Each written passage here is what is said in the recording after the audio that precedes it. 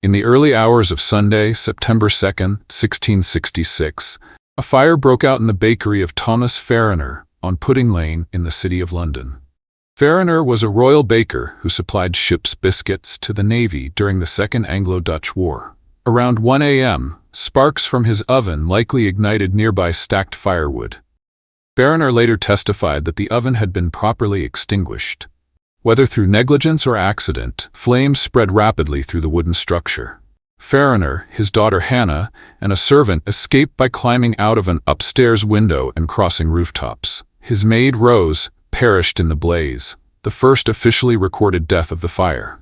London in 1666 was a disaster waiting to happen. Most buildings were timber-framed with pitch-coated beams. Upper stories jutted over narrow streets. Houses were packed tightly together. Open hearths and candles were everywhere. Firefighting infrastructure was primitive. The medieval city walls still enclosed the densest districts, and the population had rebounded to roughly 350,000 after the Great Plague of London, which had killed about a quarter of the population the year before. The summer of 1666 had been unusually hot and dry. Wooden buildings were brittle. Warehouses along the Thames stored oil, hemp, tallow, pitch, tar, brandy, and gunpowder. The city was essentially a kiln.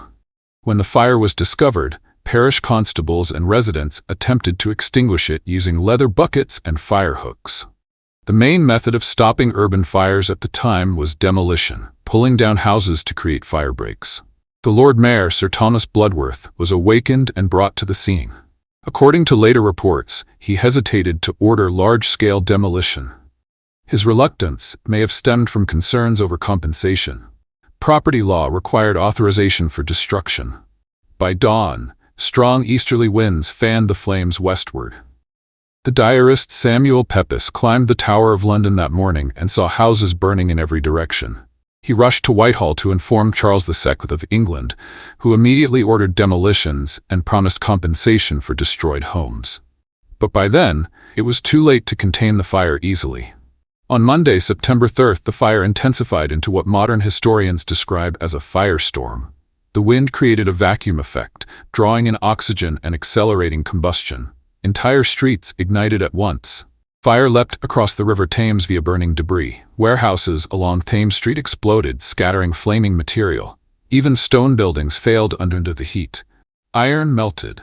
Lead roofing liquefied. By Tuesday, the fire consumed St. Paul's Cathedral. Many citizens had believed St. Paul's was fireproof because of its stone construction. Ironically, it was filled with stored books and paper from London booksellers who had moved inventory there for safety. The scaffolding around the cathedral, part of renovations overseen by Christopher Wren, caught fire easily. The cathedral's massive lead roof melted and ran down Ludgate Hill in molten streams. The fire also threatened the Tower of London, which contained large quantities of gunpowder. Soldiers blew up nearby houses to create protective gaps, narrowly preventing an explosion that could have devastated the eastern city. The heat was so extreme that contemporary witnesses reported birds falling mid-flight and the air itself glowing red. King Charles II personally helped coordinate firefighting. He and his brother, the Duke of York, the future James II, directed demolitions and organized soldiers to restore order. Gunpowder was used systematically to destroy buildings ahead of the advancing flames. This controversial tactic ultimately helped halt the fire's progress. On Wednesday, September 5th, the winds weakened. Combined with large fire breaks, the blaze was finally contained near Pye Corner in Smithfield. When the fire ended, 13,200 houses destroyed. 87 parish churches lost, 44 livery company halls gone. Royal Exchange destroyed, Guildhall badly damaged, most city gates ruined. Approximately 70,000 of the city's 80,000 residents within the walls were displaced. The official death toll recorded fewer than 10 fatalities. However, this figure is debated. Poor citizens may not have been counted, and intense heat could have cremated victims entirely. The financial loss was estimated at £9 to £10 million, roughly billions in modern value. England was at war with the Dutch during the Second Anglo-Dutch War. Anti-Catholic sentiment was widespread. Foreigners were attacked in the streets. Rumors spread that the fire was sabotage. A French watchmaker named Robert Hubert confessed to starting the fire. His testimony was inconsistent and implausible. He claimed to have started it in Westminster, though the fire never reached there. Despite evidence suggesting mental instability and later proof he arrived in London after the fire began, he was executed at Tyburn. He became one of the most tragic victims of mass hysteria. After the fire, radical proposals were submitted to redesign London with grand boulevards modeled after Paris and Rome. Christopher Wren, along with John Evelyn and others, proposed grid patterns and monumental architecture. Property boundaries, however, made sweeping redesign impossible. Instead, Parliament passed the Rebuilding Act of 1667. Wooden buildings were banned in the city. Brick and stone construction became mandatory. Streets were widened. Standardized building heights were introduced. Improved fire prevention measures were required. Wren later designed the new St. Paul's Cathedral, completed in 1710, one of the defining symbols of modern London. A monument, the Monument to the Great Fire, was erected near Pudding Lane in 1677 to commemorate the event.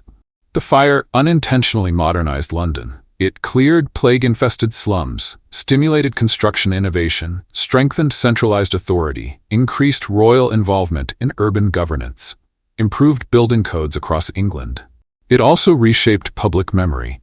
For years, the monument inscription falsely blamed Catholics for the fire, a reflection of political tensions. The Great Fire marked the end of medieval London and the beginning of a more regulated modern capital. The Great Fire was not divine punishment. It was not proven foreign sabotage. It was not a planned conspiracy. It was the result of timber architecture, extreme drought, high winds, delayed early demolition, urban density, flammable riverfront warehouses. A bakery spark ignited it. Urban conditions magnified it. Leadership decisions shaped its spread.